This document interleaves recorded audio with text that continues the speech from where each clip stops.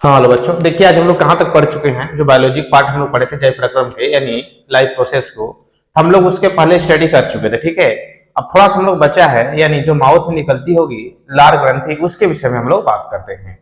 तो माउथ में जो निकलती है, तो लार ग्रंथि के विषय में बात किया जाए। आप लोग कलम कापी निकाल लीजिए और लिखिएगा भी। ठीक है, तो सबसे पहले माउथ में जो लार ग्रंथि होती है, पहली बात तो बात कहा जाए, यहाँ से ध्यान दीजिएगा, यानी लार ग्रंथियां।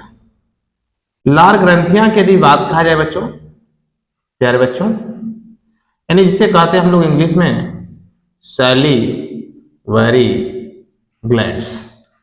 ये ग्लैंड्स जो होती हैं, पहली बात तो आपके शरीर में जो माउथ में होती हैं, माउथ में 3 जोड़ी पाई जाती है। कितनी जोड़ी पाई जाती हैं? 3 जोड़ी। इसे आप लोग याद रखिएगा, कितनी जोड़ी पाई जाती हैं? 3 जोड़ी। 3 जोड़ी होती हैं, लेकिन जो लार माउथ में निकलता है, जो सेक्रेशन होता है,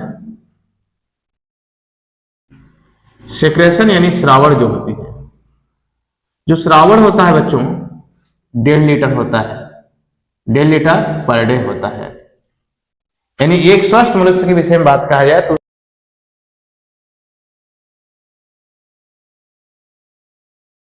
3 तरह की होती है। बात कहा जाए, तीनों को मैं नाम लिख रहा हूं, 1 2 3। 3 के नाम तीनों में बता रहा हूं और तीनों को वर्क भी बताएंगे। सबसे पहला जो होता है बच्चों पैरोटिड ग्लैंड होता है। कौन सा होता है? Parotid gland, parotid gland. दूसरा जो होता है बच्चों सब मैक्सिलरी, सब मैक्सिलरी ग्लैंड्स।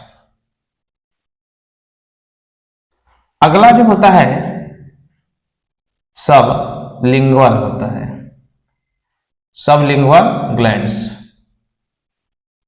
इसके बाद इसका हिंदी भी नाम मैं बता दे रहा हूं ताकि आपको हिंदी से नाम से पता चले। इसका जो नाम होता है बच्चों, इसका नाम है कर्णपूर्व।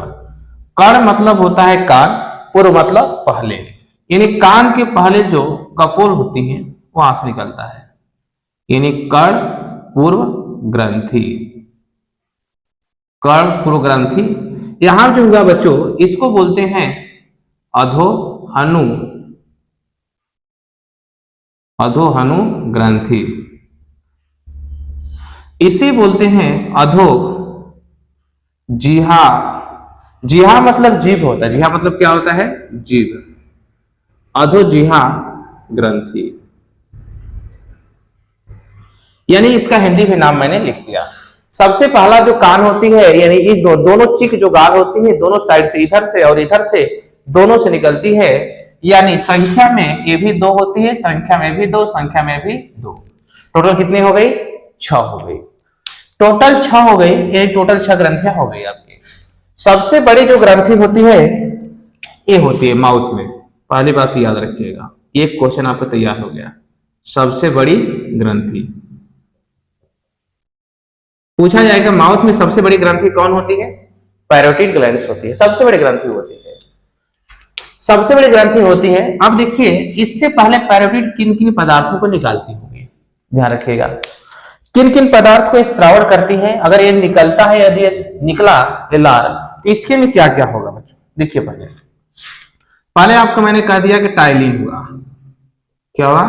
टाइलिन। दूसरा एमाइलेज भी कहते हैं इसको। अगला मैंने कह दिया इसके में लाइसोजाइम होगा, लाइसोजाइम। तीसरा जो होगा बच्चों इसके में, यानी बात कहा जाए श्लेष्म होगा। श्लेष्म यानी जो चिपचिपा बनाया रहता है, उसे चपकाने में मदद करता है। ये 3 पदार्थ अनिवार्य निकलते हैं, ध्यान रखिएगा। यानी टाइलिन हो गया, लाइसोजाइम हो गया, श्लेष्म हो गया, इसी को हम लोग एमाइलेज भी बोलते हैं। उसका मैंने कहा कि सबलिंग किस नलिका से निकलती है? इस नलिका के यहां नाम भी लिख रहा हूं मैं, डक्ट का। डक्ट का जो नाम लिखे हम बात करें यहां से, तो ये वाले जो जिस डक्ट से निकलती है उस डक्ट का नाम होता है बच्चों, इसका जो डक्ट का नाम होता है। ये जिस डक्ट निकलती है, तीनों डक्टों को मैं नाम लिखने जा रहा हूं। ये जो निकलती है बच्चों, इसको बोलते हैं रिविनस। ये जो निकलती है ये होती है एक्सटेंशन से, एक्सटेंशन नलिका से, यानी जिस पाइप के द्वारा यहाँ के माउथ में खुलती है। जैसे यहां से आई तो यहां से बह के माउथ में आई होगी, तो कैसे आई होगी? जब आई होगी कैसे, तो इसके मतलब जिस नलिका से आई उसी क्या कहा है, एक्सटेंशन नलिका। अगला यदि बात कहा जाए, ये जो निकलती है ये निकलती है वाटसन से, वाटसन्स नलिका, ये निकलती है वाटसन्स नलिका से। ये जो निकलती है इसका नाम होता है रिविनस, रिविनस या बर्थोलिन, बर्थोलिन नलिका, यानी जिस नलिका से निकलती है इसका नाम मैंने दिखा दिया। यानी माउथ के जैसे मैंने कह दिया, इसके में देखिए ध्यान से, अधोहनु, अधोहनु जो बोलते हैं नीचे वाले टुड्डी को बोलते हैं, जो नीचे वाला बोलते हैं इसको अधोहनु, और इसकी जो जीभ है, जीभ को बोलते हैं अधो जिहा, यानी जो जीभ के नीचे से निकलेगी उसे बोलते हैं रिविनस बर्थोलिन नलिका। जो ग्रंथि होती है उसे बोलते हैं अधोजिहा ग्रंथि। आज जो ये होती है अधोहनु ग्रंथि जो होती है वाटसन नलिका, ये दोनों साइड जो कृंतक होती है, नीचे वाली जो दांत होती है बच्चों, वहीं से निकलती है। अब इसके में कार्य क्या होता होगा, कैसे अगर बात कहा जाए, तो यहाँ पे सबकी वर्ग के अनुसार हम बात कर रहे हैं। हम लोग पहले भोजन में क्या करते हैं, मंड, मंड यानी स्टार्च इसको कहते हैं। क्या कहते हैं बच्चों, स्टार्च। स्टार्च यानी मंड को आपने किया, इसके ऊपर टाइलिन या एमाइलेज, टाइलिन या एमाइलेज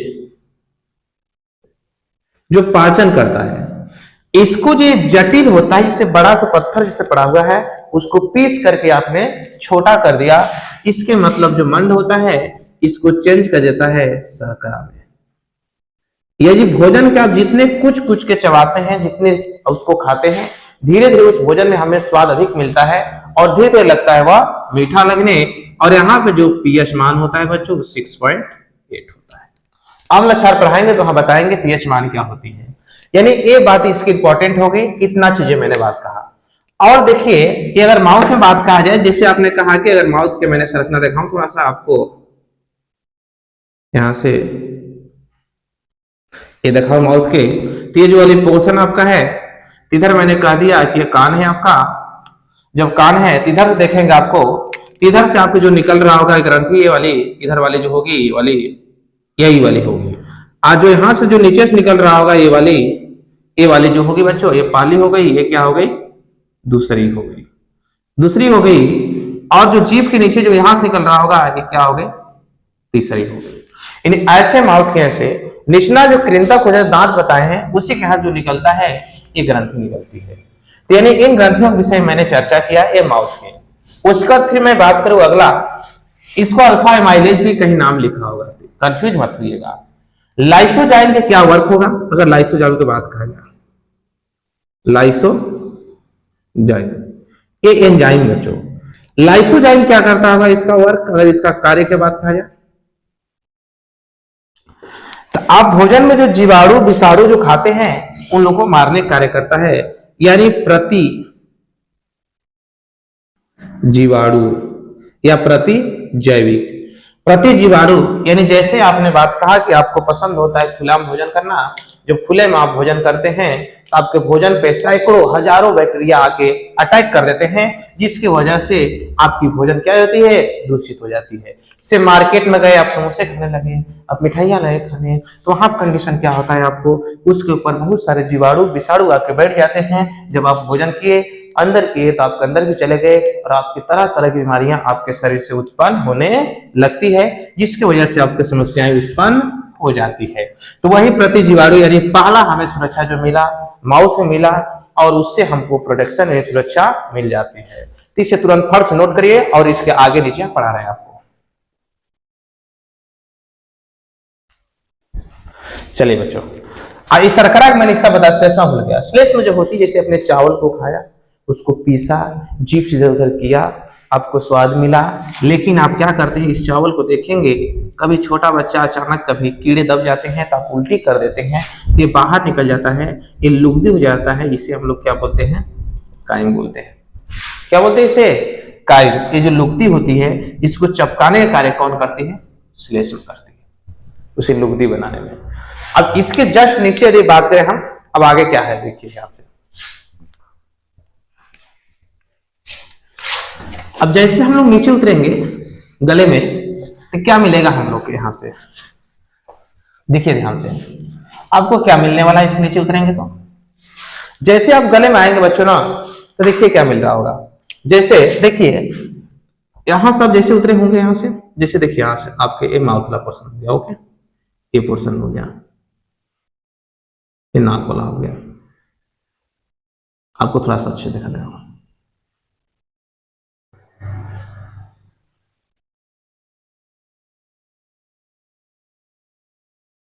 ये हो गया।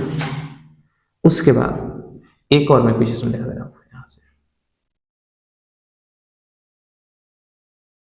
ये पोर्शन आपको दिखा है, ठीक है। अब इसके में देखिए क्या क्या हुआ, इससे जो जाता है आपके अंदर ऑक्सीजन, इससे जो गया क्या गया बच्चों आपका, फूड गया, यानी भोजन गया, क्या गया, भोजन, इससे आपके अंदर भोजन गया, इस पाइप के द्वारा भोजन इसमें पहुंचा और वायु यहां पहुंचा। जैसे यहां से आएंगे आप देखेंगे यहां से एक पोर्शन आएगा जहां पे दोनों आपको जुड़ाई दिखाई देंगे, यानी यहां से देखेंगे आपको तो ये अंदर आएगा यहां से, और यहां से ये भी इधर आएगा, और एक तो यहां से ऐसे पाइप जाएगी और ये ऐसे आएगा, देखिए ध्यान से, ये जो हुई यहीं पे देखेंगे ये ऐसे लगा होगा, ओके, ये वाली, ये वाली जो भोजन वाली होती है, ध्यान रखिएगा। ये जो नीचे आती है ये श्वास नली हो जाती है, ये जो हो जाती है बच्चों इसे श्वास नली कहते हैं, क्या कहते हैं, श्वास नली, ये श्वास नली हो गई। यहां से जब देखेंगे तो जो एक कॉमन पॉइंट होता है ये वाली पॉइंट दोनों को, इसे हम लोग बोलते हैं फायरिंग्स, क्या बोलते हैं, फायरिंग्स, यानी ग्रसनी, क्या बोलते हैं, ग्रसनी, इसे ग्रसनी बोलते हैं। और जैसे इधर वाला पोर्शन जो ये वाला होता है, इधर जो आया पोर्शन, इसे बोलते हैं निगल द्वार, निगल द्वार, यानी गुलेट, क्या बोलते हैं इसको, गुलेट। ये जो फायरिंग्स की लंबाई यदि हम बात करें यहां पे, इसकी लंबाई जो होती है 12 से 14 सेमी होती है, कितना होती है, 12 से 14 सेमी। जैसे यहां से आप आएंगे, जस्ट इसके नीचे बढ़ेंगे यहां से, तो ये वाली जो नीचे वाली पोर्शन होती है इसे कहा जाता है वैसोफेगस, वैसोफेगस, इसे बोलते हैं वैसोफेगस, यानी ग्रास नली, ग्रास नली, क्या बोलते हैं इसको, ग्रास नली। ये ग्रास नली हुई, तो ग्रास नली के लेंथ की बात करें हम, इसको ले सकते हैं 23 से 27 सीएम, 23 से 27 सीएम। यहां पर देखिएगा, अब भोजन आपके यहां से, आप यहां भोजन माउथ में लिए होंगे, ठीक है, यहां से ये माउथ में जब आएगा तो यहां से गोल गोल करके आएगा, ठीक है, ध्यान से, यानी भोजन यहां से आपको लगा गोल गोल, यहां होंगे लुगदी बन के ऐसे लगा आने, जब लगा गोल गोल आने यहां से, तो भोजन देखिए ऐसे आएगा। तो यहीं पर आप देखेंगे तो आपको एक चीज अजीब दिखेगा, यहाँ पे जो ऐसे ढक्कन लगा होता है, ऐसे क्या लगा होता है, ऐसे ढक्कन, जैसे भोजन आएगा यहां से मूवमेंट करके यहां से फिसल के ये इधर आता है, भोजन इधर आता है, निकलेंगे आप तो यानी भोजन इधर आ गया, लेकिन जो इधर से वायु होता है, वायु इधर से घूम के वो ऐसे आता है, वायु का मार्ग ऐसे हो गई और इसका मार्ग ऐसे हो गया। तो ये वाले जो एक खाली स्थान है जो ये दिख रहा है, इसे बोलते हैं घाटी द्वार, क्या बोलते हैं बच्चों, घाटी द्वार, घाटी द्वार, यानी ग्लॉटिस बोलते हैं, क्या बोलते हैं, ग्लॉटिस। जो इसके ऊपर फ्लैप लगा है इसे बोलते हैं घाटी ढपना। क्या बोलते हैं? घाटी ढपना यानी epiglottis. Epiglottis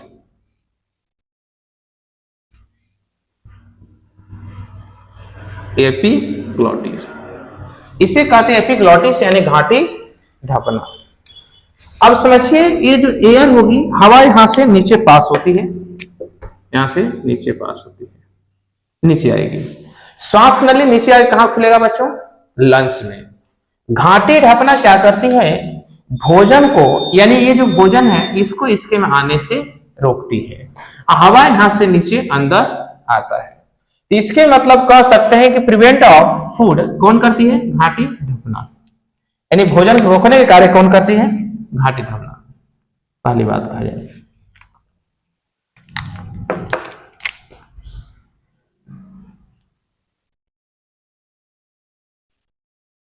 prevent of food यानी भोजन को रोकती है।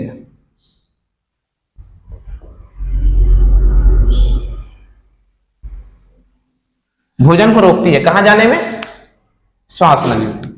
अब यहां से देखिए कैसे कंडीशन इसका होता होगा। देखिए, यानी यहां से भोजन घूम करके लुब्धिक रूप में धीरे धीरे यहां से आया, फिर इधर क्रॉस हो गया, यानी यहां से अब नीचे जाएगा जो अंदर जाएगा। हवा यहां से ट्रांसफर होकर धीरे धीरे धीरे क्या हो गया? यहां आ रहा है। लेकिन यहां पर देखिए, जो ग्लॉटिस जो घाटी द्वार है, यहाँ पे जो घाटी द्वार लगी है, भोजन के यहाँ रोक रही है। इसके ऊपर जो घाटी द्वार लगी होती है उपास्थिक होती है, यानी कार्टिलेज होती है। किसकी होती है? कार्टिलेज की, उपास्थिक बनी होती है, जो इलास्टिक होती है, लचीला होती है। जैसे ढक्कन लगा है, यहां से उठ सकता है, बंद हो सकता है, उठ सकता है, बंद हो सकता है। तो इसके में जैसे पहले ढक्कन पे से लगा हुआ है, अब भोजन इसके में जाना है। तो यहाँ पे क्या करता होगा बच्चों? देखिए ध्यान से, जैसे भोजन आता होगा ये तुरंत ऐसे बंद रहता है, बंद रहता है। जैसे आपने सांस लिया ये ऐसे खुल जाएगा, यानी हवा यहां से कहां चली जाएगी? अंदर। जब सांस हम लेते हैं तो अंदर करते हैं हवा को, इंस्पायरेशन। जब हवा को छोड़ते हैं तो एक्सपायरेशन। तो इसके मतलब जो वायु होगी इसके अंदर ऐसे आती होगी, फिर यहां से जब सांस छोड़ देगा तो ये खुल जाती होगी, यानी आई तो भी खुला, गया तो भी खुला।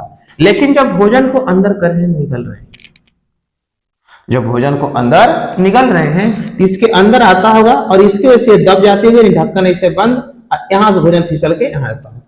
लेकिन क्या होता है कि जल्दी जल्दी में कभी आप पानी लेकर बैठना भूल जाते हैं, लगते हैं तुरंत जल्दी खाना खाने, कहीं जाना है, बारात में जाना है, कहीं जाना है, अब जल्दी जल्दी लगते हैं खाना खाने, जिसकी वजह से पानी लेकर बैठते नहीं है।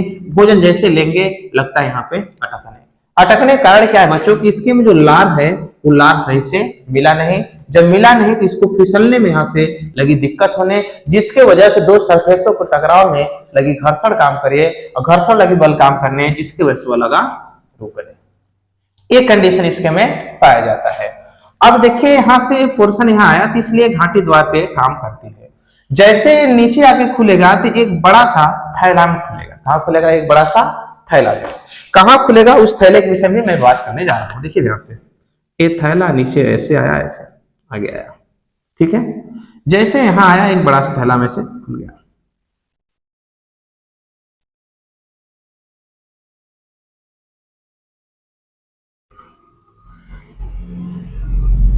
यहां तक मैं दिखा रहा हूं।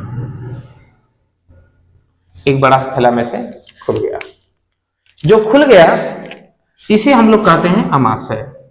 इसे क्या कहते हैं बच्चों? अमाशय। अमाशय यानी इसको बोलते हैं स्टोमक। क्या बोलते हैं? स्टोमक। स्टोमक यदि भाग के नाम लिखा जाए तो मैं भाग के नाम मैं बना देना वैसे। एक भाग ए हो गया, एक भाग ए हो गया, और एक भाग ए हो गया, और एक भाग आपको ए दिख रहा है, ठीक है। सबका मैं नाम लिख दे रहा हूं। ये वाला जो भाग होता है बच्चों इसे कहते हैं कार्डियक।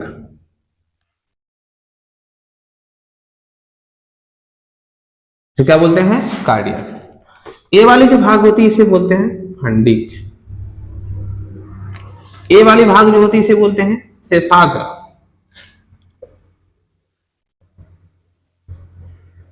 शेषाग्र ना, यानी बॉडी रीजन कहते हैं इसको, यानी बॉडी रीजन, इसको बोलते हैं फंडिक रीजन, इसको बोलते हैं कार्डियक रीजन। ए हो गई। ए वाली जो होती है ये पाइलोरिक होती है। क्या होती है? पाइलोरिक। यहां पर लगा होता है पाइलोरिक स्फिंक्टर। अब ध्यान रखिए, इसकी जो होती है, इसकी जो ये लेयर है, इस लेयर में एक पदार्थ पड़ा होता है जो श्लेष्म होता है, जो म्यूकस होता है।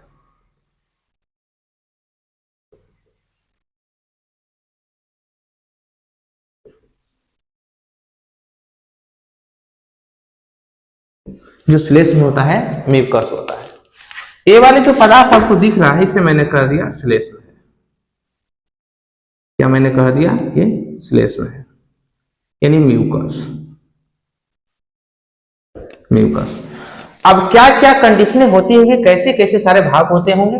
यानी पहला जो भोजन जो यहां से आपने अंदर किया, वो आके खुलता कहां है? अमाशय में।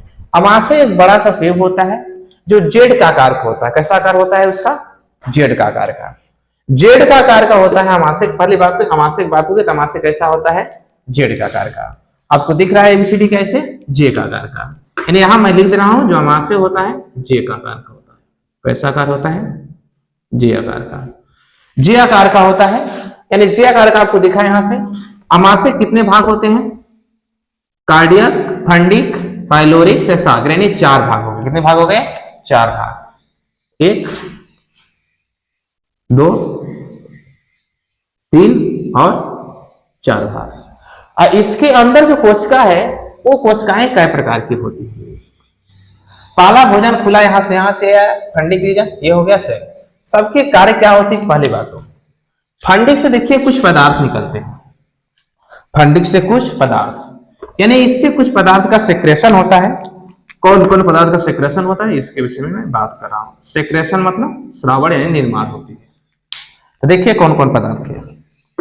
1,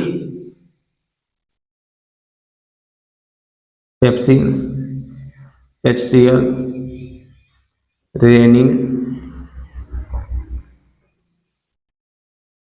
लाइपेज।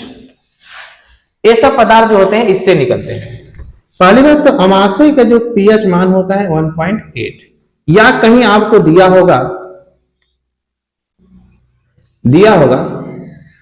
लिखा होगा कहीं, चले देखिए 1.8 होता है। किसके कारण होती है? HCl की कारण होती है। अब इसके में क्या क्या सभी लोग वर्क क्या करते होंगे, इतने सारे यहां से पदार्थ निकलते हैं। अब देखिए अमाशय के अंदर कुछ निकलते हैं जिसका नाम होता है गैस्ट्रिक जूस। अमाशय से एक जूस निकलता है, जो रस निकलता है, जो उसको गलाने में कार्य करता है, उसे बोलते हैं गैस्ट्रिक जूस, यानी गैस्ट्रिक जूस। गैस्ट्रिक जूस जिसे कहा जाता है जठर रस। जठर रस। पूछा जाता है कि जठर रस कहां निकलता है? अमाशय में निकलता है। जठर रस कहां निकलता है बच्चों? अमाशय में। जठर रस में क्या क्या होता है, ध्यान रखिएगा। पहली बात तो जठर रस में जो होता है 97 से 99% क्या होता है? जल होता है। 97 से 99% क्या होता है बच्चों? जल होता है।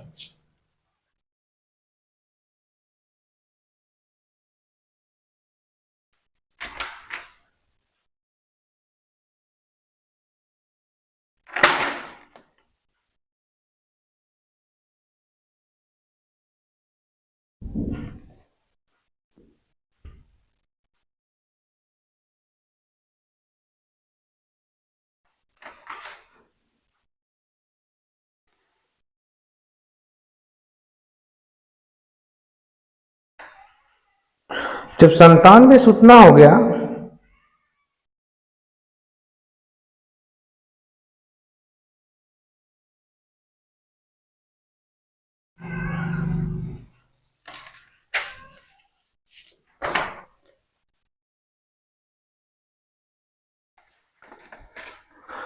यहां पे यदि बात करेंगे तो 0.2 से 5% तक बात कहा जाए, यानी ध्यान दीजिएगा 0.2 से 5% तक पेप्सिन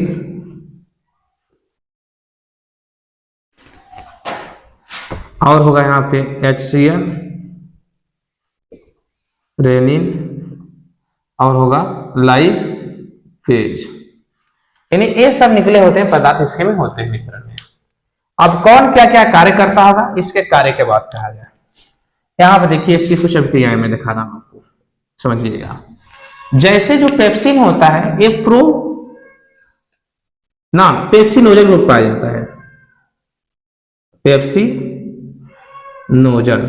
यानी निष्क्रिय होता है। इसको HCl क्या करता है, जगाने का कार्य करता है, यानी सोया रहता है, जगाने काम किया HCl ने।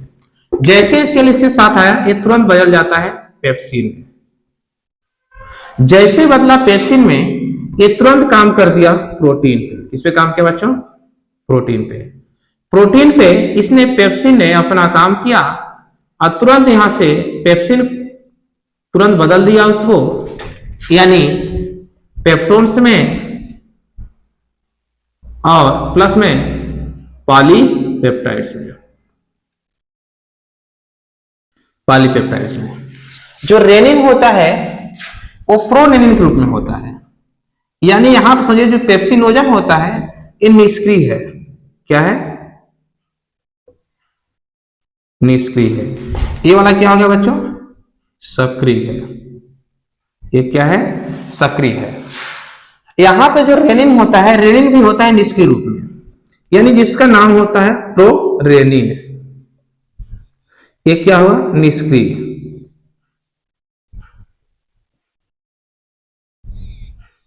निष्क्रिय रूप में होता है। जैसे ये H+ को लेता है, HCl से उसको लेता है H+ को, H+ को लेता है, तुरंत ये बदल जाता है रेनिन में।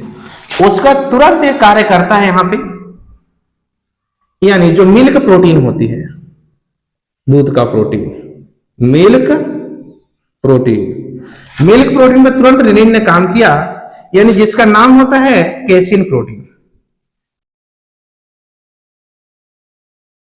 केसिन प्रोटीन, और तुरंत इसको बदल देता है पैराकेसिन में, पैराकेसिनेट। ये तुरंत पैराकेसिनेट में बदल गया। पैराकेसिनेट में बदल गया, यहां से देखिए आप लोग, यहां से यानी इसका पाचन हो गया यहां से। अब यहां से और बात किया जाए, यहां से देखिए आप लोग, यानी उसके बाद हमारा बच गया लाइपेज। जो फैट होता है बच्चों, वसा जो होती है, क्या होता है, फैट। तेल घी आपने खाया, उसका जो पाचन होता होगा आता है लाइपेज, यानी जिसको कहते हैं जठर लाइपेज। तुरंत इसको बदल देता है ग्लिसराइड में या ट्राइग्लिसराइड में।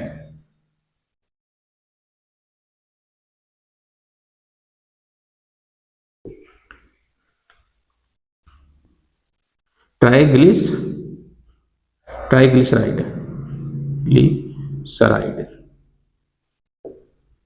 ट्राइग्लिसराइड्स में बदल देता है, यानी एक कार्य करता है। अब इसके विषय में अगर हम बात करें, आगे चलें, तो HCl के विषय में भी थोड़ा सा बात कहा जाए। अब HCl के विषय में हम बात करें तो HCl क्या होती है, इसके विषय में बात कहा जाए। HCl की थोड़ी सी चर्चा कर लिया जाए। देखिए HCl क्या है,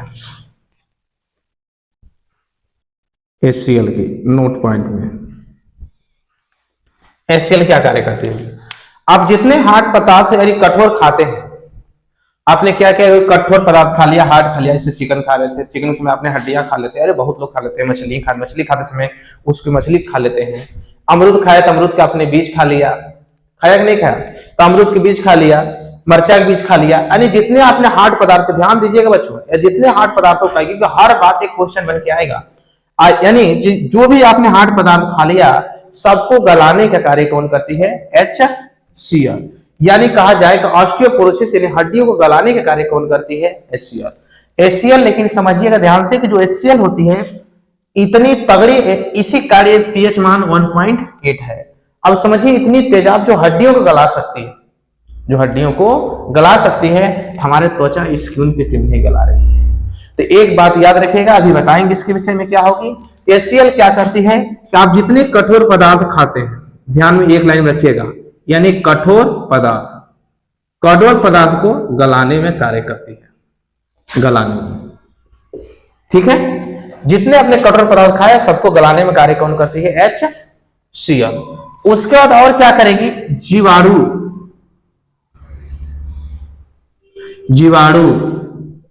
विषाणु, यानी जीवाणुओं कह सकते हैं या जीवाणुओं विषाणुओं को नष्ट करने में कौन कार्य करती है? HCl। जीवाणुओं और विषाणुओं को जो नष्ट करने का कार्य करती है HCl करती है। यानी कोई हार्ड पदार्थ हुई, कुछ भी हुआ, लेकिन एक बात याद रखिएगा कि जैसे इसको अगर हमको यहाँ इसको लाना है तो कैसे ये कार्य करता होगा, इसके विषय में यदि बात करें हम, तो यहां से ये नीचे आया, जैसे नीचे आया तो इसके में क्या हुआ कि पहले यदि हमको HCl को पहले नहीं डालते हैं, पहले क्या करेंगे, जो स्लेश में है म्यूकस है, म्यूकस किसके अंदर पलट देंगे। जैसे आपने बर्फी या कुछ भी अगर बनाते होंगे, पहले क्या करते हैं, उसके ऊपर तेल पोत देते हैं ताकि कोई पदार्थ यदि पड़े उसके ऊपर रखें। अगर बर्फी बना रहे हैं तो उसमें क्या होती है कि जो खोआ होती है उसके में चपके ना, इसीलिए हम लोग क्या करते हैं, पहले इसके में स्लेश में यानी म्यूकस रख देते हैं ताकि वो चपके ना। तो इसकी वजह से अगर वो इसके में सटेगी नहीं, इसे क्षति नहीं करेगा, इसे नुकसान नहीं कर सकता है। जब नुकसान नहीं करेगा तो आराम से व्यक्ति स्वस्थ सही रहेगा। और यही कारण क्या होता है, किसी व्यक्तियों में कभी एक टच हो गया इससे तो अल्सर हो जाता है, जिसको एंटी एसिड का उपयोग करके, दवा के उसका प्रयोग करके उसको, कभी HCl की मात्रा बढ़ जाती है तो सुने होंगे कि लोग एसिडिटी हो गया। तो एसिडिटी का कारण क्या है बच्चों? यही है, HCl की मात्रा बढ़ जाती है। यानी हमारे शरीर में HCl का बहुत बड़ा योगदान है। अब कौन कौन पदार्थ कैसे निकलता होगा? अमाशय के दीवार में यदि बात कहा जाए तो 3 तरह की कोशिकाएं जो होती हैं, सबका नाम मैं लिखवा दे रहा हूं। इसके में 3 कोशिकाएं जो लिखे थे, आप लोग नोट में लिखिएगा, इसको नोट में ध्यान दीजिएगा। पहला होती है, बात कहा जाए ना, यानी पेप्टिक सेल, पेप्टिक या हम कह सकते हैं इसको चीफ सेल। दूसरा जो होती है बच्चों यहां से, यानी पेराइटल या ऑक्जेंटिक, पेराइटल या ऑक्जेंटिक सेल। तीसरा मैंने कह दिया कि ये म्यूकस नेक सेल होती है, म्यूकस नेक सेल होती है। ये 3 तरह कोशिकाएं जो होती हैं। तो पेप्टिक सेल इसका नाम ही है। तो पेप्टिक सेल जो होती है बच्चों, पेप्सिन का निर्माण करती है। किस निर्माण करती है? पेप्सिन का, याद रखिएगा। ऑक्जेंटिक जो पेराइटल होती है HCl के, और विटामिन जो B12 होता है, यहाँ पे इंट्रिंसिक फैक्टर का कार्य करता है। और ये जो होती है म्यूकस का निर्माण करती है। तो नॉर्मलता समानता समझिए, यानी पेप्टिक सेल जो चिप सेल होती है क्या निकालती है? यही। आप पेराइटल सेल कहें या ऑक्जेंटिक सेल, या कह सकते हैं कि अमाशय में वह कौन सी कोशिका है, कौन सी सेल है जो ऑस्टियोपोरोसिस के लिए योगदान देती है, यानी कौन है? पेराइटल सेल या ऑक्जेंटिक सेल, जो HCl को निर्माण करती है। यानी इसी के अंदर जो पाई जाती है, अमाशय की जो सबकी दीवार जो होती है, 4 लेयर पाई जाती है, सबसे अंदर वाली जो लेयर होती है उसके अंदर कोशिकाओं की विशेषताओं की बात किया गया है। तो सारी बात को आप नोट में देखिए, कहां आपको समझ में आए वहां कमेंट पे आप लिख करके सेंड कर दीजिएगा। तो सारी बातें यहां देखिए। और जब भोजन के पाचन होगा बच्चों, ये मूवमेंट करता है, जैसे एक बैलून है वो रबड़ ऐसे मूवमेंट करता है, वैसे इसके अंदर एक गति करता है और आसानी से भोजन इसके अंदर पूरा एकदम फिस जाता है। ओके बच्चों, इसे ध्यान दीजिए, नोट कर लीजिए, स्क्रीनशॉट मार लीजिए।